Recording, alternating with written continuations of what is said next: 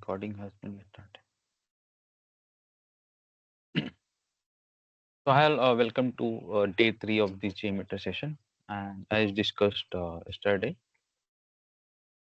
uh, so now we will be talking on server, some core concepts, right? So, which I have discussed in the last session of the yesterday videos, that 4 to 5 sessions, yeah, 3 to 4, I think, session will be understanding the core concepts, correct? Core. Core means the foundation concept of everything. So, to start with, let us start with servers. So what is server, right? So basically server is a combination of hardware and software. So we can take example of a laptop. Laptop is also a server, a kind of personal server where uh, we have this, you see hardware part is there, right?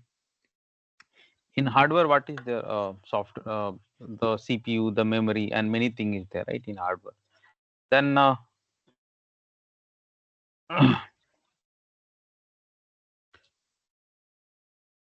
then okay, then after that, what will be there?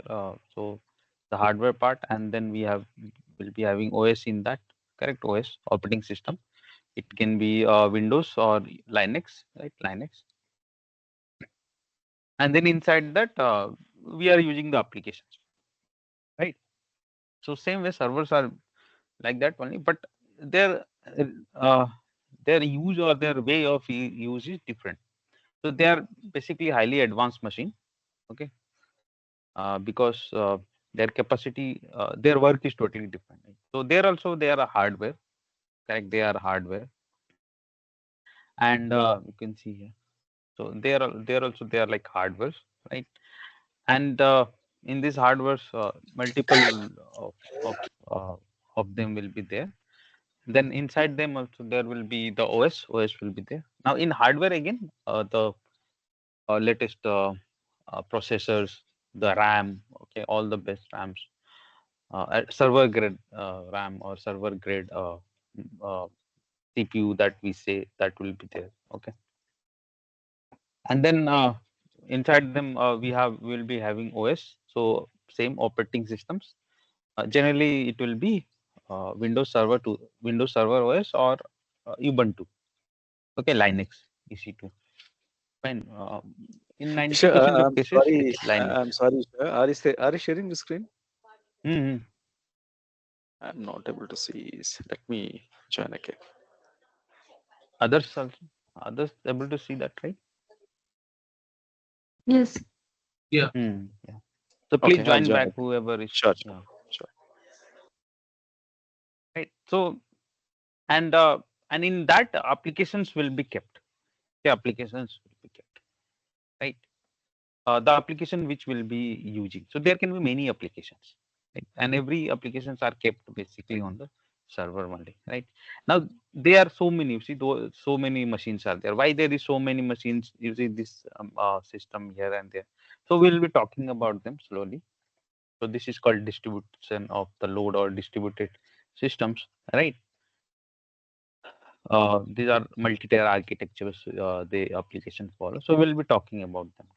So you got the idea what is the server, right? So basically server is a combination of hardware and software. Hardware are of like very advanced grade hardware, the CPU. They are called server grade CPUs are there, which comes very costly also. And they are built for that separate purpose only. Then OS in 90% of case the OS will be Linux, okay, and then inside that application will be there. And this can be many like that. For an application, there can be many servers. Why there is many server, that we will understand. But that is called server, right? And then servers are there for different purposes. That's what many servers will be there. Someone will be for mail, for web uh, type of server. If you see here, web, app, DB, mail, right? All these things, print, proxy, right?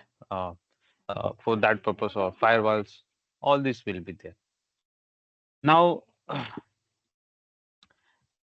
okay, so any application is basically kept on server. So whenever we talk about server, it's basically application uh, along with its hardware part, right? Now we have this one more concept called on-prem on-prem, on-prem, on-premise, and cloud. Okay, cloud, on-prem, cloud. Acha, before that, let us talk about data centers. Okay, the server. Uh, sir sorry to interrupt sir, ये समझने समझा नहीं अच्छे से। which part? या ये आप जो server I mean concept clear नहीं हुआ ठीक से, कैन यू रिपीट प्लीज? बताऊंगा। I'll tell you. एक मैं फिर से बताऊंगा please. So data center. See data center. Okay. Okay. Let us talk about again. So see, you see this diagram. So this is a diagram of a server room, or that is called data center. So basically, what is a server, right? So server is like our laptop, but they are of high grade machines. The CPU that will be used inside this box, the RAM, right? The other components, then OS and the application kept, right? So the hardware part will be of high grade. They are very advanced, built for that purpose only. Our laptop is simple device, right? But they come very costly also, these machines. So and like that, there can be many. There can be many. Why there is many, another thing we'll see later on. But you see this diagram, right? So that's what uh, they are like big CPUs, uh, where advanced CPU, server grade CPU plus uh, high grade RAMs will be there. Then inside that OS will be there, operating system, in which uh, application is kept, because OS is always needed, right? You see, operating system is everywhere. When our laptop has OS, without OS we cannot do anything. So there also OS will be there. In 90% of cases, servers have Linux operating system. Okay, and then inside that the application, whatever application, like so many applications we have in this world, even you take Flipkart, Amazon, so those applications are kept, right? Now they can be many, like there will be many part of a server, or there will be multiple servers of same application. So why multiple and other thing, what is the need of that, we'll talk about that, right? So you got the idea, right? This is called server. So server, whenever we say server, so it's basically application with its hardware component also, and that can be many in number, not only one, right? Now the room, right, where these are kept, these servers are kept, are called data servers, data centers. Okay, data center, right? So every application are kept on server only, and the place where they are kept are called data center. Now there comes a concept of on-premise, and cloud. On-premise data center and cloud data center.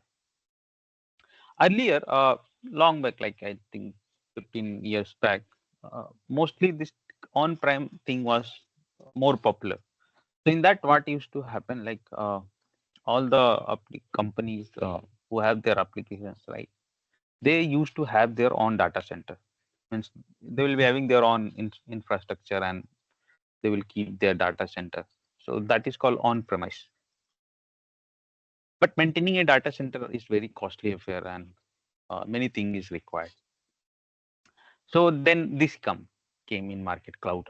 So from almost past 10 years, we can say, or past 15 years, cloud has came up. Cloud stuff, right? Now what is cloud? There are some famous cloud providers are there. So we have Microsoft, which provides Azure cloud, right? We have Amazon AWS, Google GCP, right? And Oracle. They are very big players in market who are providing a cloud infrastructure. And you might have heard of this Azure or AWS, right? AWS is more famous. So basically, what has been done now, that this company have came up an idea that uh, like we will prepare the infrastructure, we'll make a big infrastructure where we'll keep n number of server, okay, and then we will renting renting of the server, renting of the services. So because maintaining a data center is very costly affair, and compared to renting them, right?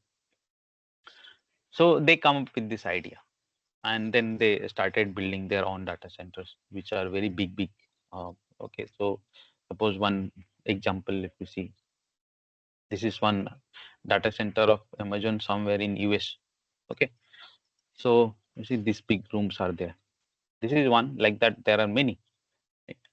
In data center structure, what is important? Like you see, servers are kept. You see like that. Here, too many.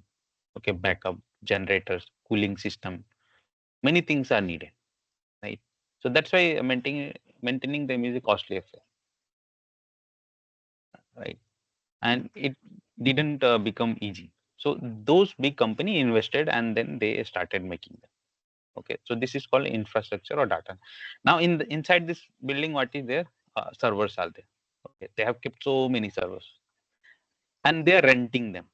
So let us say here some server will be there. This much of server here somewhere. They will rent it to some application or some organization. Those people can rent and use this much area, this much of the server here. Someone can use yeah, like that, right? So you see, like that, people can use on rent basis, right? And because a system to run nowadays, we need 24/7 backup connectivity, backups, right? Security, cooling system. Suppose a big machines are running like this 24/7, right? 365 days. How so much heat they produce, right? So many things are there. Okay. See, cooling system here. Then they need water also. Water flows through them. If you see on YouTube video, any data center, Google, or you can watch more how a data center looks. You'll get more idea on that. Right? How you just search for data center videos, okay, on YouTube. So because of this, the small players or those company who cannot afford or who think maintaining on data center become costly because of this reason, right? You see, they start renting, and nowadays everyone is renting.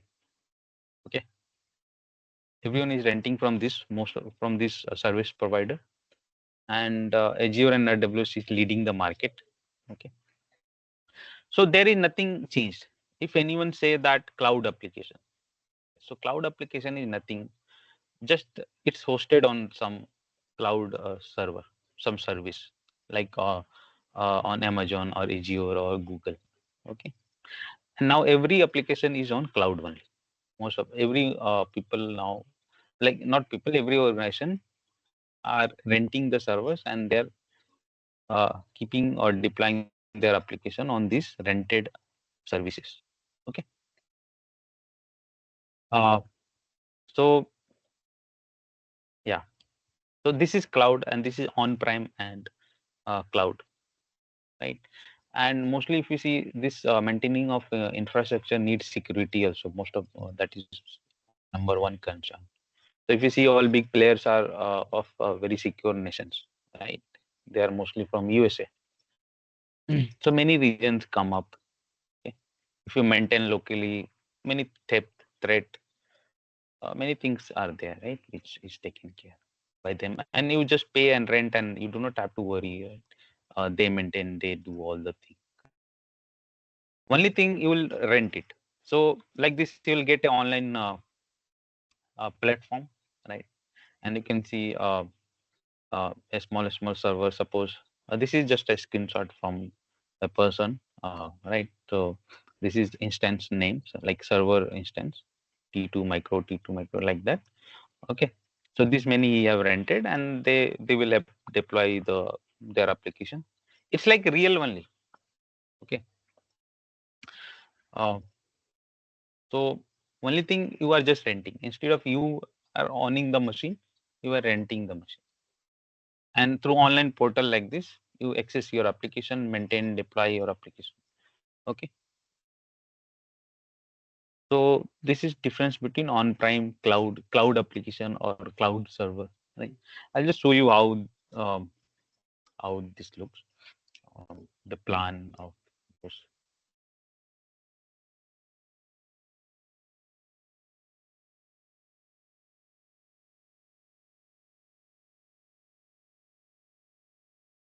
The EC2, Imagine EC2 on demand pricing, right?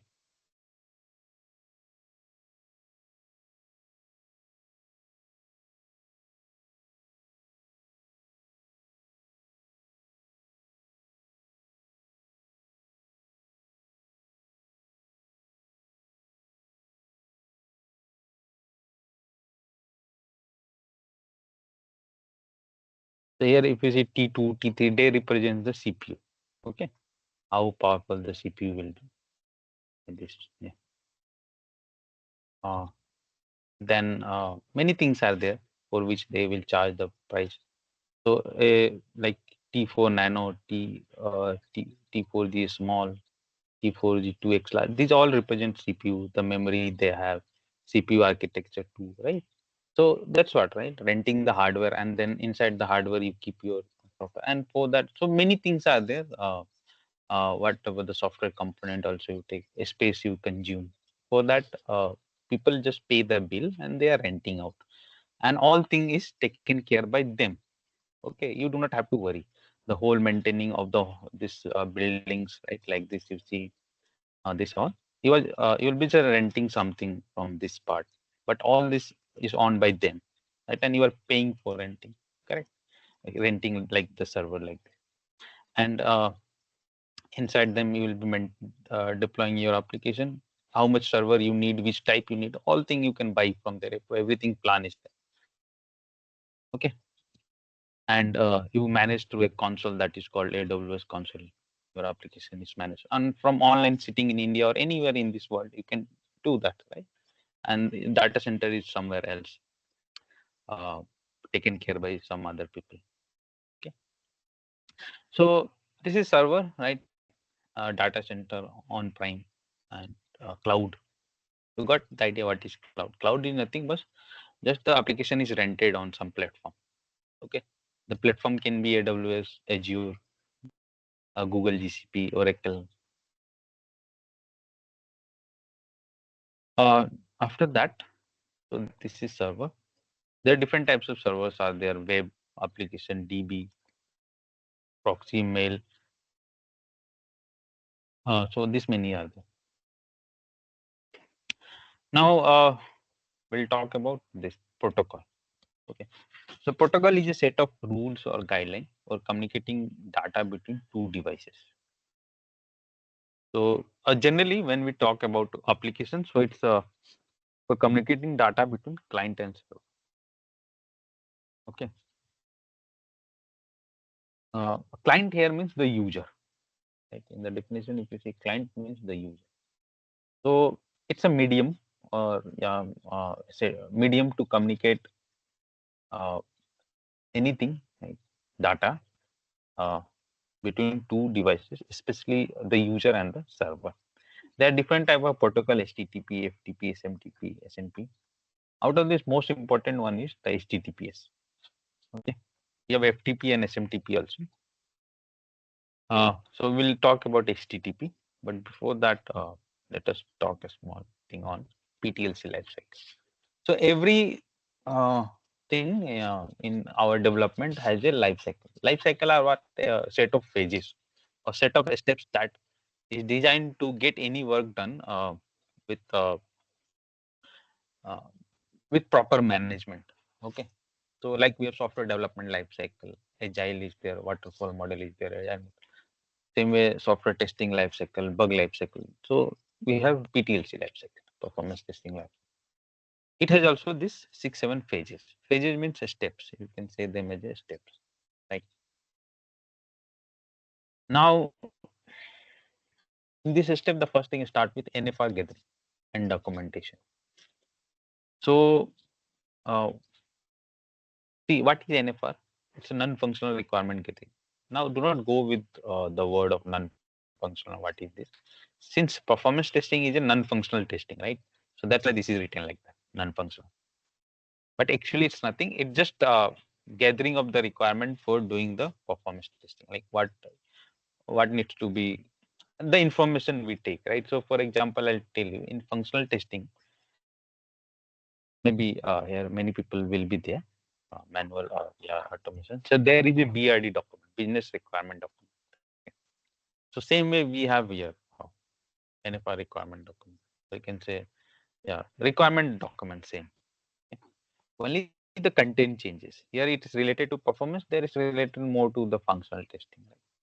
So gathering and documentation. Generally, this part is taken care by senior level people. Okay? 6-7 years of experience people take care of this. So it means that for which you will be working, right? There will be some there are two types of company in this IT world. One is service based, one is product based. Product based means the company has its own product, right? And it has development team, testing team working on its own product. Okay, so company like Walmart, uh, Microsoft, Google, they are all product based company. Facebook, Meta, they have their own products, right? And this is a big example I'm giving. There are many product based company like that. Same way we have a small a service based company. So service based company works on project basis. Means they work for some other client. Okay. Uh, so they will take the project from some other company or some other people who have some application. So they will develop it or they will test it. Right? So the in India the famous service based company are Infosys is there, TCS is there. They are almost all service based company. Okay, so this why I'm telling that product based or service based, because in product based company this will not be followed properly. Okay, the PTLC life cycle, there you already have your work, right? Already you have your product and you have work. You just work on different features, right? Very simple. Generally this is followed in this step generally on for service based company, where we have to take projects and we demonstrate our capabilities that we can test it in this way and that way, right? So whenever we the taking a project is called tendering. Okay, you might have heard of tender. So uh, when we do a tender, we prepare a proper documentation of POC, proof of concept, that okay we are capable of doing that, and then we take the project from that some other people and uh, they will develop it or they will test it, right? Like that the things goes on. So in service based, so in them these steps are generally followed because they have to be more proper to show the uh, uh, this quality or qualification, okay, or capabilities, right? So there it's like gathered in more uh, step way, like okay, someone you will be working on some other product, so you have to deal with him, right? You have to ask him what to test, what not to test, right? So that is called gathering, right? NFR gathering and document. So generally senior level people does that, right? After once this is decided, then we have test strategy or test planning phase, where again the senior management will decide okay which tool to use, who will be working, right? Budget allocation, environment setup, where will be working, how much team member will be working, all kind of thing, right? So like that. Then so that is what test strategy, test planning. Now in NFR, what is gathered, I'll show you. Since many people will be beginner kind of thing, so you will not understand. But maybe once you finish this course, you will be in position to understand that. So I'll share a document. We have NFR gathering document also. You can go through that. But as I said, generally senior level people does that, who have a proper 7-8 years of experience minimum doing the stuff, minimum 8 years. Then they deal with this stuff, right? Okay. So you can have an idea.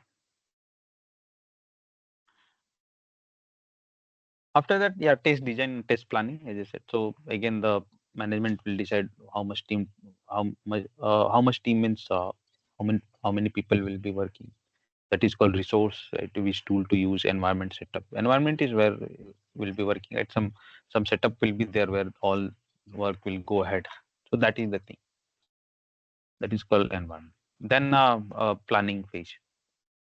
Then all this once all this done, then we have test design or test scripting phase. So this is the phase or a step you can say where the main thing starts. Like doing the preparation of the script, right? So that we can do the performance testing. So this thing is start. So see, uh, these two steps, it will vary. Like generally it is followed in service based company. In product based company, not followed. You will be directly given the work. Hey, this is our work. We will start. You are maybe you have hired as functional and automation and performance tester. If you are free, please come here. We will start performance testing like that. Okay, directly you get the application, you will start doing the work. This thing generally is followed in service based, where because they have to be more proper to get the project or to show their capability so that they can get the project, right? Now this thing is common, right, from here, because main thing is start from here, that you will be getting the application, you will be getting the scenario, and you will start working, right? Maybe it's whether it is product based or service. So main thing is start from here. Now in this page, what we do, we identify uh, the business scenario, identification and documentation of business scenario. So on any application, there will be multiple business scenario on which you will be working, right? There will be many business scenario on which you may not be working. Now, what is the business scenario? I'll tell them. But yeah, so that is what identifying them and documenting them, and there will be transactions also for every business scenario. So documenting that also. Now, once that is documented, then a preparation of the script start, which starts with script recording, then script enhancement, okay, and replay or debugging stabilization, you can see, right? Once this script is completed for any scenario or for all the business scenario, then we go for load testing, right? Load the user load is distributed across all scenario or all transactions, right? And load is done, means the performance test is done. Once we have the test result after performance test, then next step is analyzing that those results, right? And reporting them. Somewhere we have to report them, right? Those results, so reporting them, because we have to keep those results, right? So it can be generally people keep on GitHub pipelines. The reports are kept, okay, and then benchmarking and recommendation, right? So uh, this is where with your experience, once you have the report analysis, you recommend something. Okay, so this recommendation stuff comes with it will come with more project you will do, right? More problem we'll see, so more knowledge you will gain on that.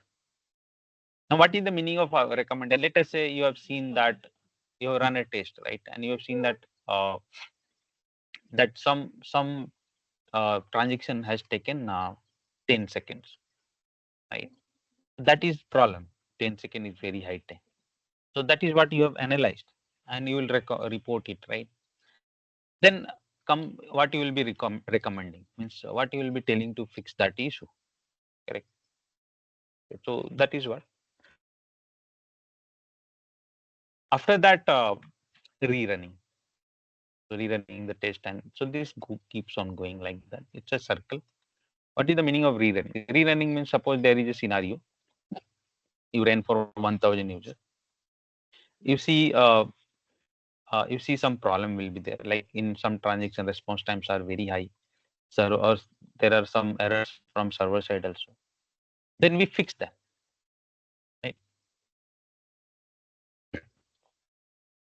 Again, after analyzing, right? So once again it is fixed. Once that is fixed, again you verify by running again 1,000.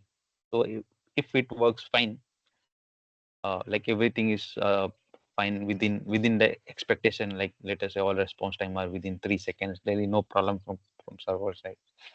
Then again you increase the load, like let us say 2,000, or you increase by 500, like that. So it goes on. This process goes on till how much you want. Like let us say there is an expectation that my application per hour 10,000 users will be coming. So that we have to make our application in that way so that it can handle 10,000 user load easily, right? So this thing will this handling of thing will not start suddenly. That directly you have made a application and it is handling 10,000 user. No, it all starts from the basic with 100 user, 500, 1,000, 2,000, 5,000, then 10,000. Uh, you make the system, not you, because we will be testing, and as a performance tester, our will be testing, reporting, and uh, recommending.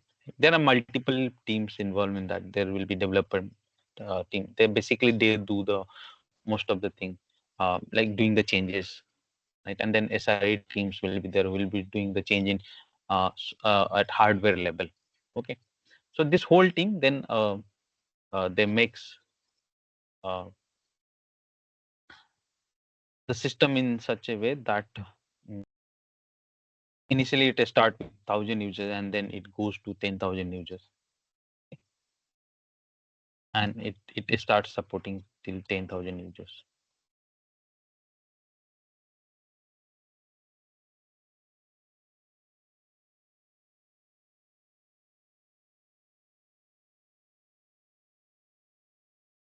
Okay.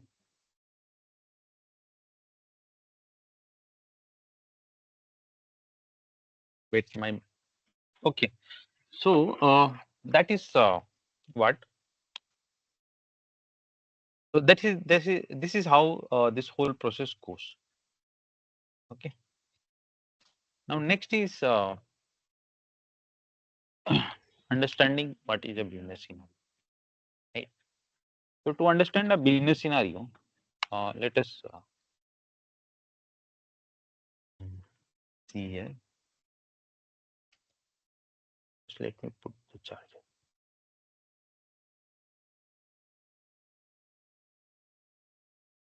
So suppose you see on this PPT. Um, wait.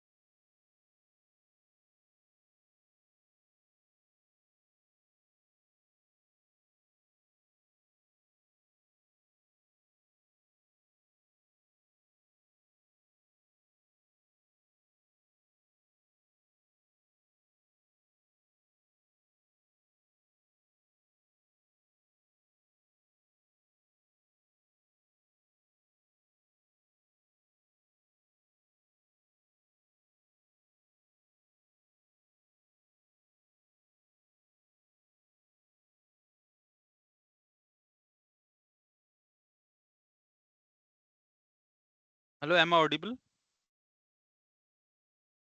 Yes. Okay. Yeah, so two queries are there on chat, right? What kind of performance testing I'll be covering? So I'll be covering all. We'll be looking into how to do all the things. You can also cover after preparing the script. You can also do, right? So do not worry about that. Then another query is like, what are the good NFR question to ask? So I'll give you that PPT. If you have that level of knowledge, you can read that document and you can go ahead and you can ask those queries, right? So that document is there. Uh, hope I have shown you, right? This performance test, this performance requirement gathering document. Okay, so you'll be getting this. Do not worry. But again, understanding those keywords and things that are there. That's why we should have a high level of knowledge, senior level of knowledge. Now, if you have that much idea, you can go ahead and ask, and you can ask them as the question to stakeholders. Okay.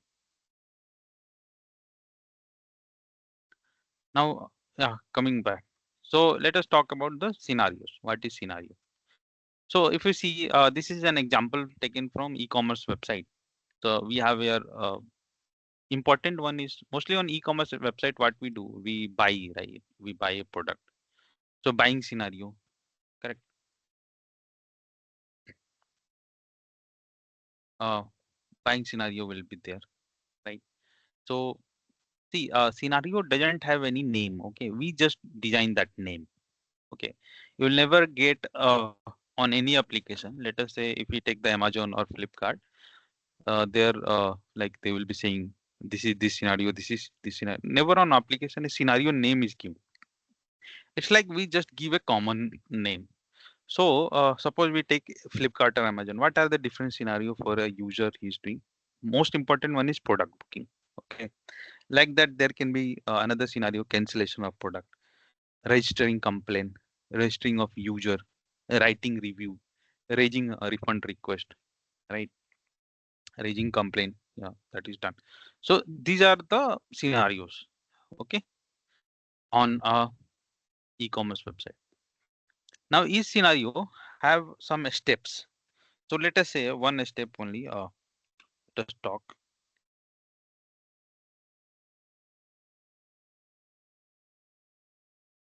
Suppose when Flipkart or Amazon, anyone. Okay.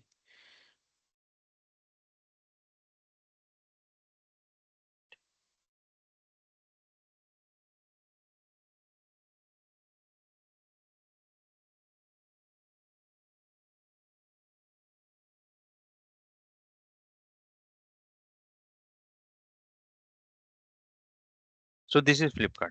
Now let us say I want to buy a product. So what are the steps that I'll do to buy a product? First of all, we have to launch the home page, right? So this is home page launch. The website launching of website is called home page launch, right? One step. Then suppose you search a laptop here. You want to buy a laptop. So what you will be searching? Dell laptop or whatever.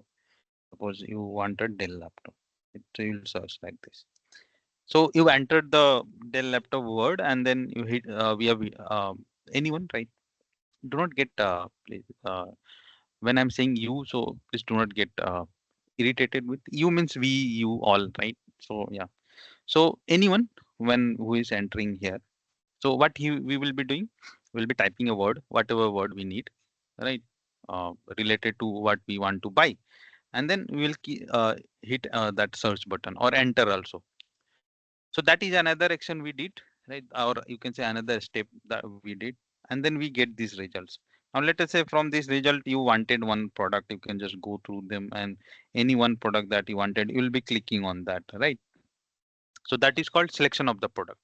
So this is third action we did, right? Or third step we did. Now suppose you like that. Okay, so what we will be doing, we'll be clicking on buy now, correct? Buy now, obviously. Then it will come here. So we clicked on buy now. So that is fourth step we did, right? Then we have to put in the login. So fifth step, then choosing the delivery address, 6th step, payment order summary, 7th step, payment, right? 8th step, then log out, 9th step. So almost 10 kind of 9 to 10 steps are there that we follow to completely do a product booking, right? So these steps that we did, these are called transactions. So for every scenario, there will be transaction. It's not only for e-commerce, anything you take. Suppose you are uh, booking food. So we will be opening the app on mobile or on web, the website, then we will be searching which food. First, we'll be setting up the location, right? So that it takes the location, and based on that, it will show us the restaurants. Then we will putting there what we want to eat. Then the list will come. We will choose our uh, the restaurant we want, right? And like that, this process goes. So this a small step that the user is doing to complete one business scenario means a business. So let us say ordering a food, ordering a product. These are business. So these are called transactions or user action. Right. So every scenario on so like that on an application there can be multiple scenarios. And to complete each scenario, the steps that is needs to be done. These are called user action. Okay, and technically they are called transaction. Understood? Right. So same way they are here. Suppose you want to raise a complaint, raise cancel a order, right? Write review. We have to do some steps to do that, right? Okay, right. So that is there. On banking also we have. Suppose you want to transfer a money, so you will be logging, opening the app, login, then add beneficiary, approve beneficiary. Then you have to wait for 30 minutes. Then you will transfer the money. Like that, this happens. Correct. So these steps that we do to complete a business are called transactions. So on a application, you got the idea. There can be many business functionality. Business scenario means business functionality. Okay.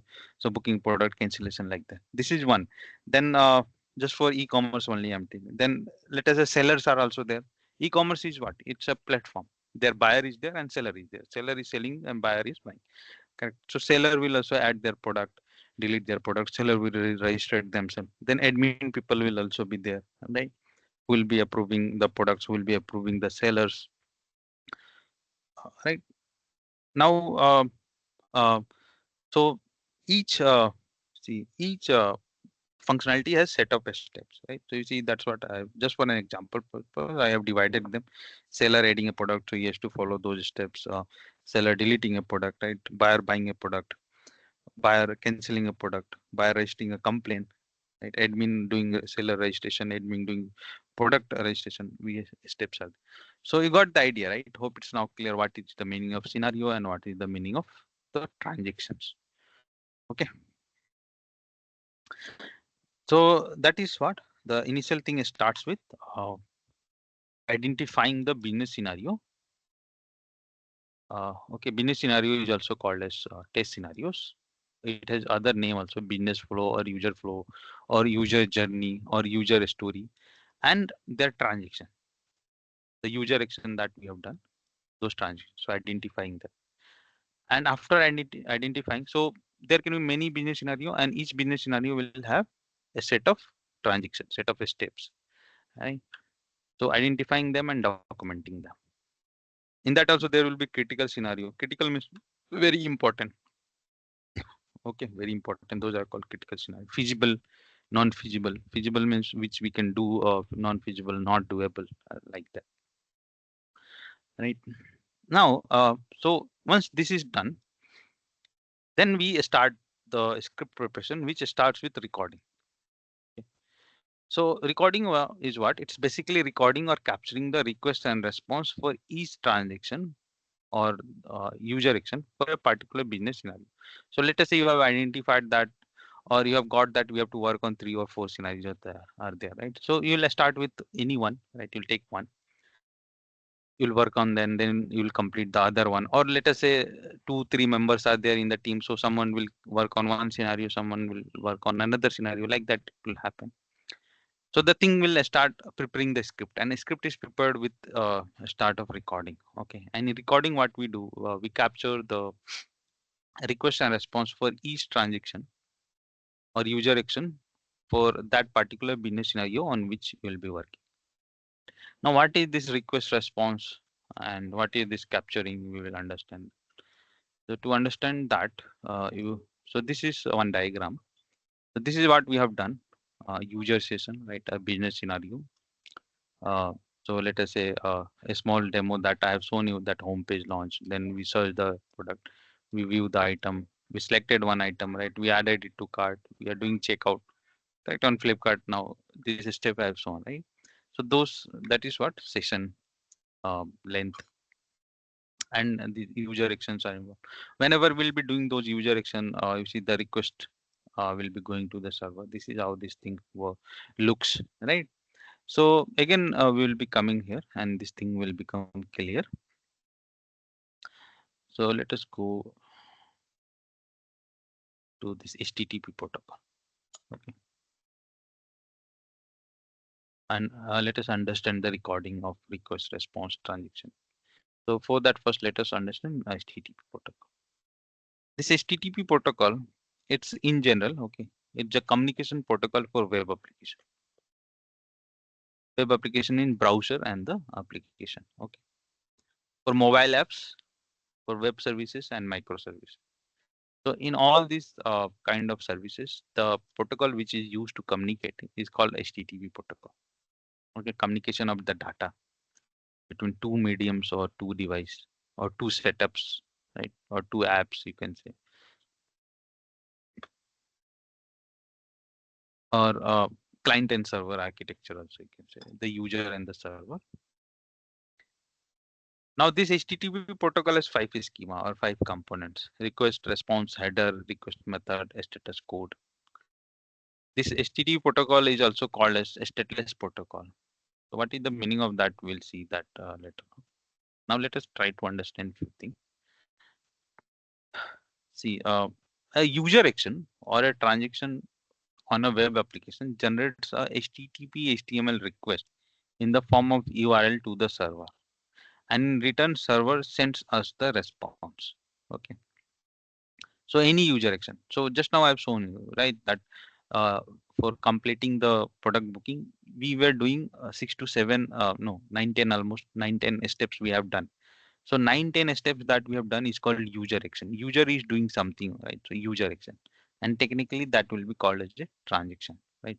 So whenever we will be doing a user action or a transaction, it will be generating a HTTP HTML request in the form of URL to the server, and in return server will send us the response. Okay. So let's see.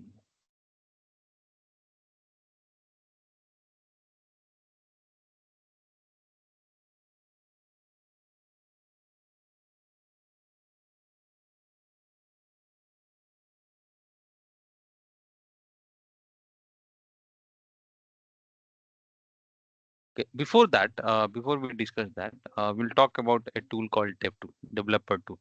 Okay. So every browser has this developer tool feature. So let us say this is Mozilla Firefox, and if you right click and if you go to inspect, you'll see one tab will open on left hand side, right? Have you seen that? Generally, this tab, first time if you open that, this tab will be on down, which will be on bottom. It will be like that. So I'll just show you again. Inspect, and this is how it will come. And you can keep on right hand side. It looks good on if you keep on right hand side, more comfortable. So 3 dots are there on right hand side. Just click and on that, and you see dock to the right. It will go to the right. Okay. So this tab is what dev tool or developer tool.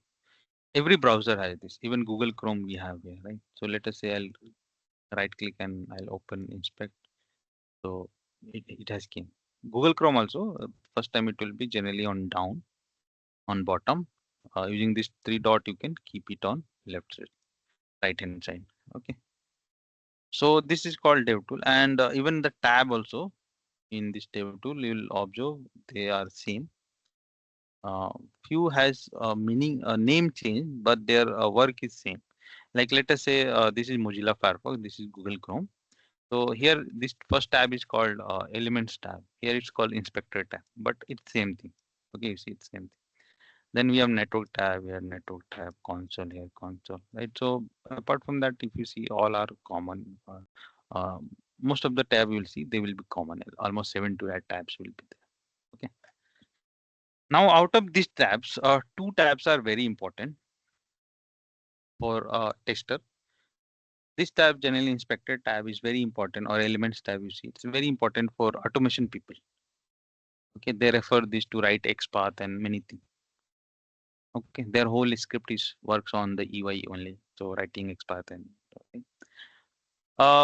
For us, there is another tab important which is called network tab. Network tab, and there is also one shortcut which using which you can bring this uh, F12 developer tool. So that shortcut is F12. So suppose if you are on any web page, right? There are two ways to open that. Either you right click and press inspect, and that will come, or you press F12. F12 is there, right? Function 12 button. So that if you press, it will come up. That is shortcut. Now, so using this tab, we will understand this thing. So let us go to the network tab. This is network tab, and let me open Amazon.in.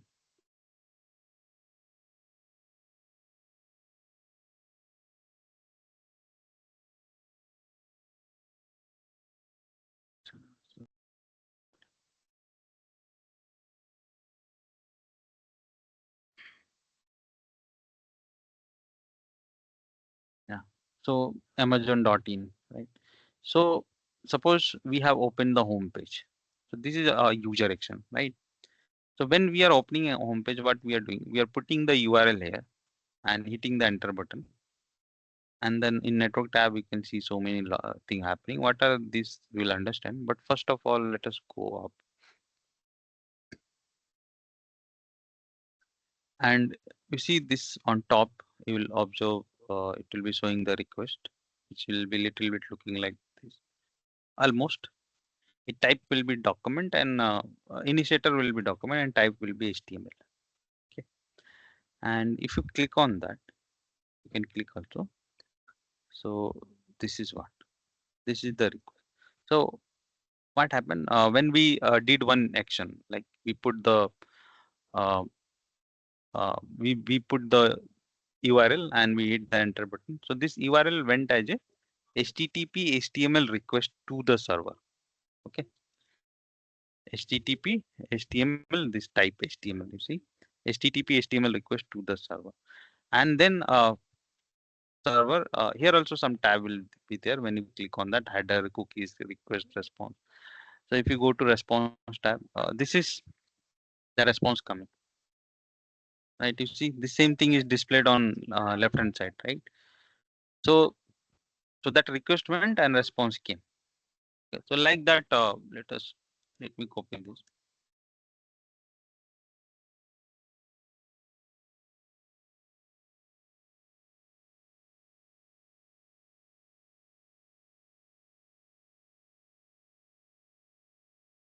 Now let us do another transaction. So this log, these are called network logs or traffic. You can clear this by using this button. Now let us do some other transaction. Suppose I'm clicking on refrigerator. Okay.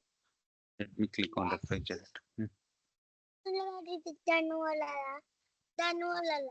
Click. So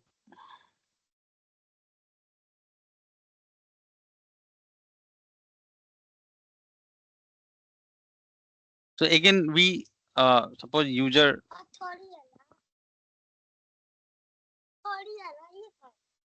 So user suppose clicked on a refrigerator, right? So what user did?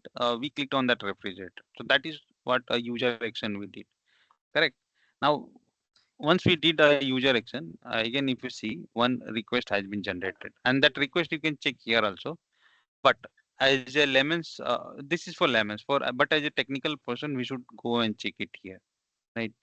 So this is the request. Just a second.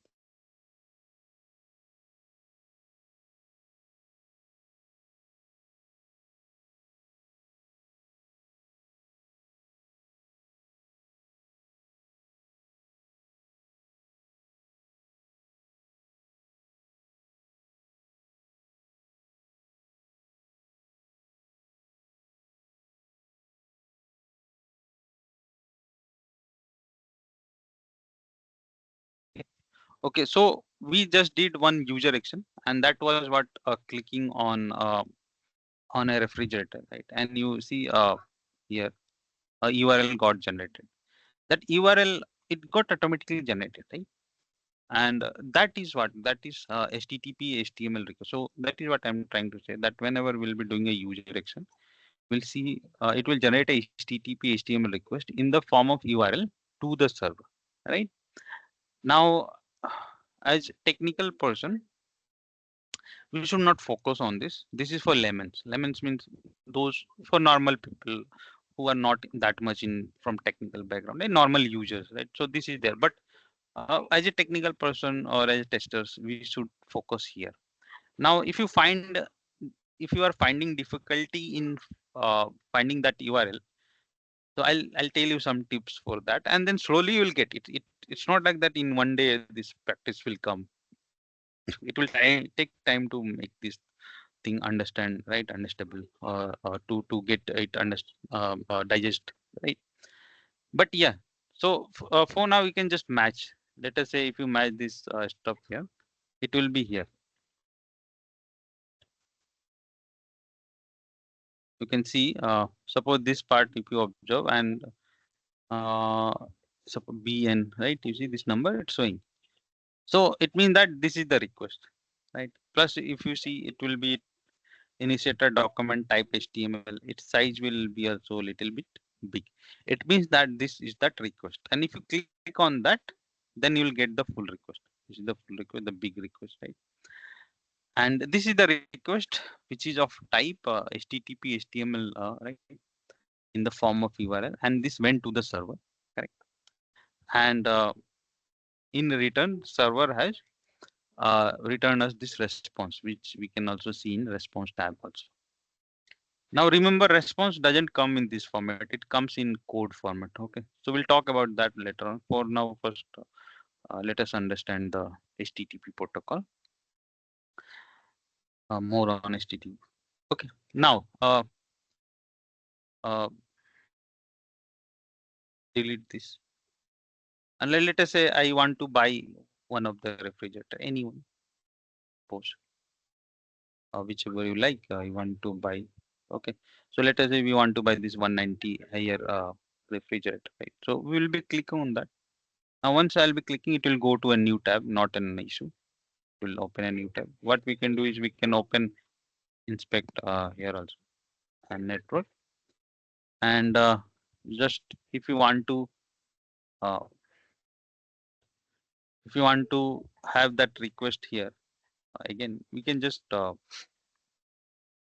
here still traffics are getting loaded. We will just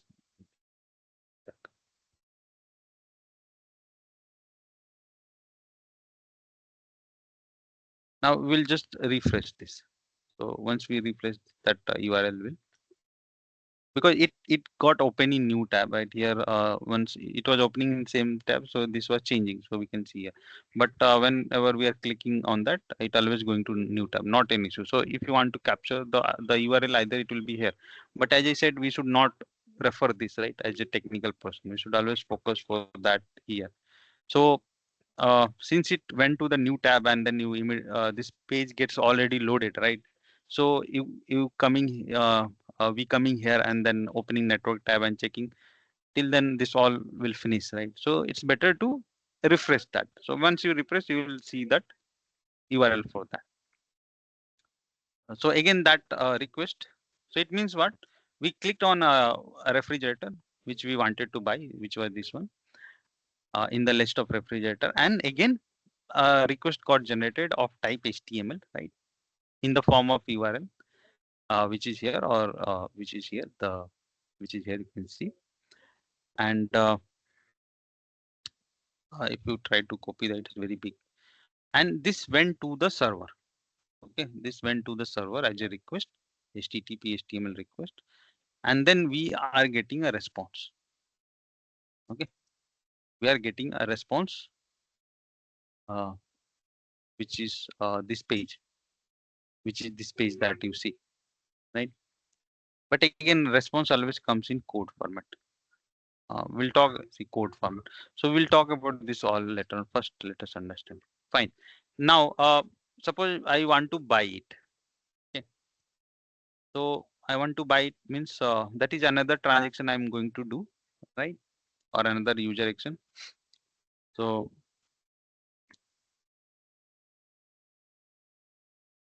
let us click on buy now. Wait.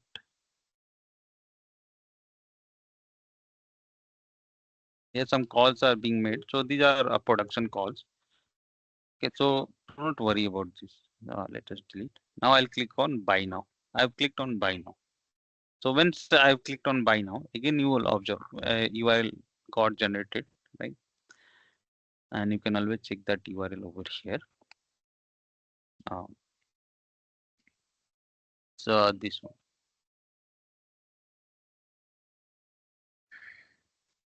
this one, right? You can match this also. It will be showing. And I think one more is this one. Two URLs are there. Okay. Because two document HTML is there. So two URL gets generated. I'll just check it. Yes. So two actually we should not call them as a URL. They are HTTP HTML requests. Okay, in the form of URL.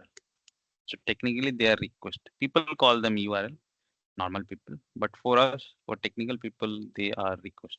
Okay, and another is here. So we see the response. So two this one. Fine.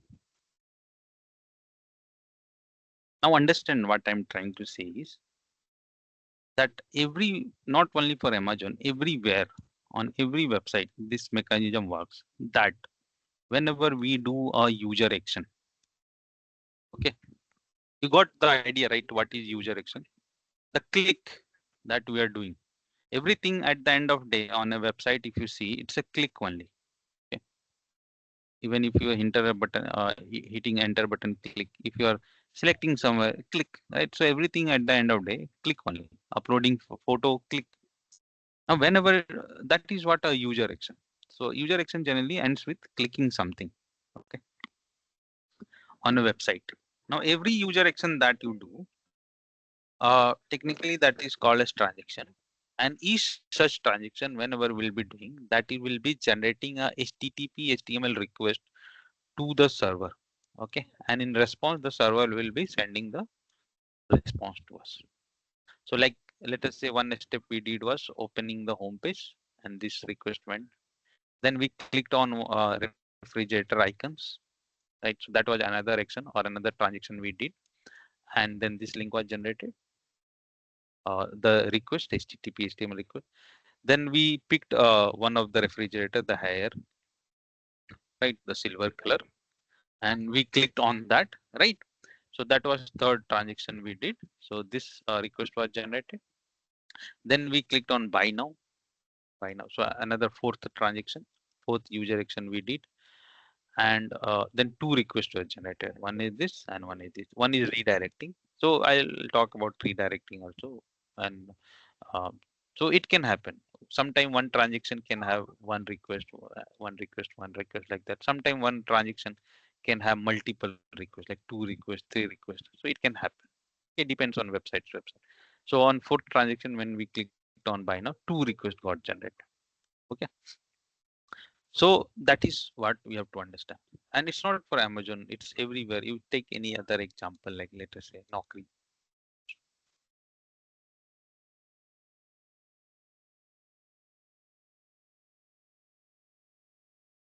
Naukri.com, right? So you see, we have a request going here.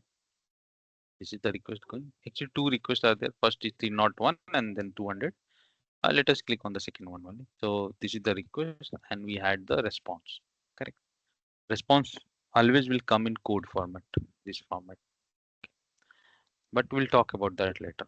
So one request here. Now let us say on you want to do something.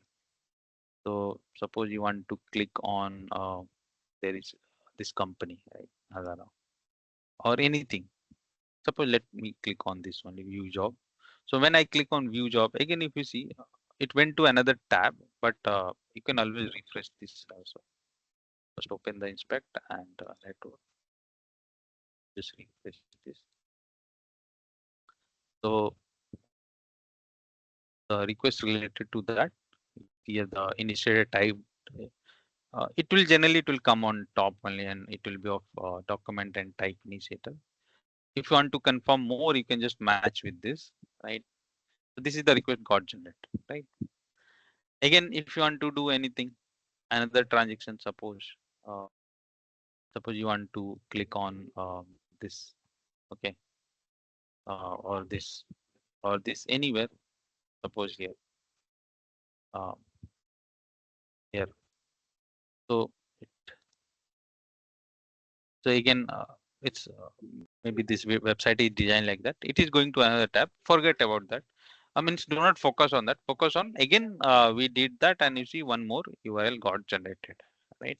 And if you want to know more, than more on it, network, and just refresh that, right?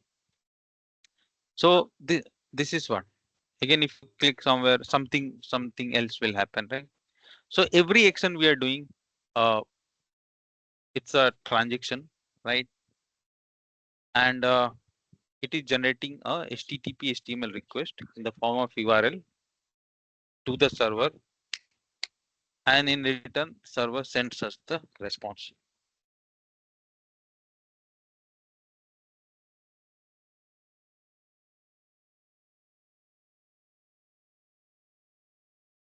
So likewise, there can be many transactions on an application, because to complete a scenario, right? The one scenario, if you take product booking or whatever, like that, there will be many steps that we have to do. That many transaction we have to do, right?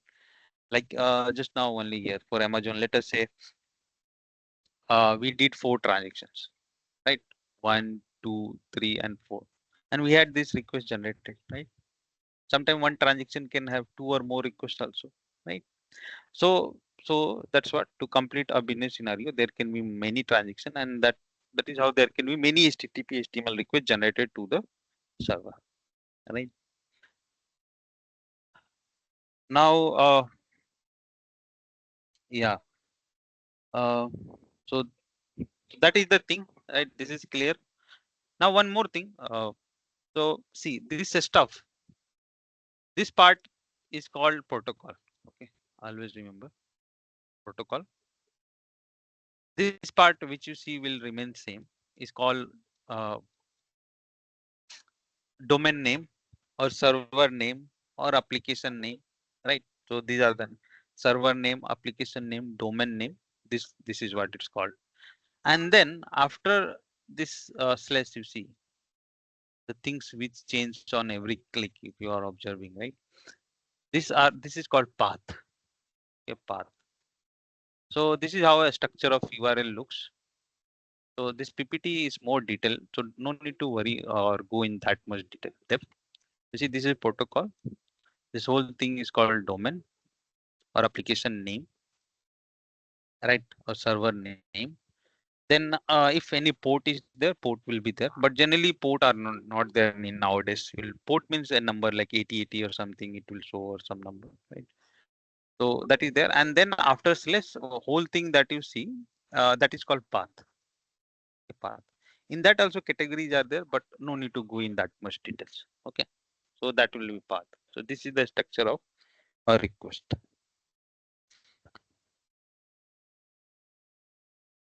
Now, next we'll understand that about embedded resources. Okay. So what is embedded resources? See, each such URL, right? Whenever we do a user action, it generates a HTTP HTML request. Now, each such URL, that HTTP HTML request, has embedded resources. Okay, or they are also called as non-HTML resources or sub request. So in that, CSS, JavaScript, images, you will see all these will be there. So if we go to the website, these are called embedded resources. You see, the main URL will be here, right? But below that, whatever thing that you see, you can check the type also, like if it is CSS, JS file, image, fonts, right? In the name of these are called all embedded resources. So whatever we see getting downloaded here, the downside, they are called embedded resources. Okay. In these embedded resources, there are three types are there: CSS files, .css files, JS file, JavaScript .js file, and then image, font, video, which will be having these all extensions. Okay. Nothing can be outside whatever I've written here. All will be inside this. So yes. Now, what is this embedded resources? Here also, if you see here, many are there. Because why there are so many? Because on this page, so many. Generally, Flipkart or Amazon are resource intensive website. Means intensive data intensive website means data are more. So on this page only, if you see, so many images are there, right? So many, correct? And if you scroll more, they will be loading more. So for from where they are coming, right? So this is what the things are responsive. You see, images are getting loaded, image sheet, or JPEG file, right? This all JPEG file, right?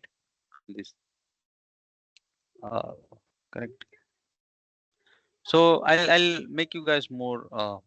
We'll understand more on this. Okay. So for that we have to understand the as I told you, the request which always comes in code format. Right? Always request comes in code format. Remember. Right? Then it gets rendered. Okay, or processed by the browser. So when it gets rendered or processed by the browser, we see this all getting loaded. So we'll discuss this tomorrow again. So we'll continue this. Right. Fine. So that is for today.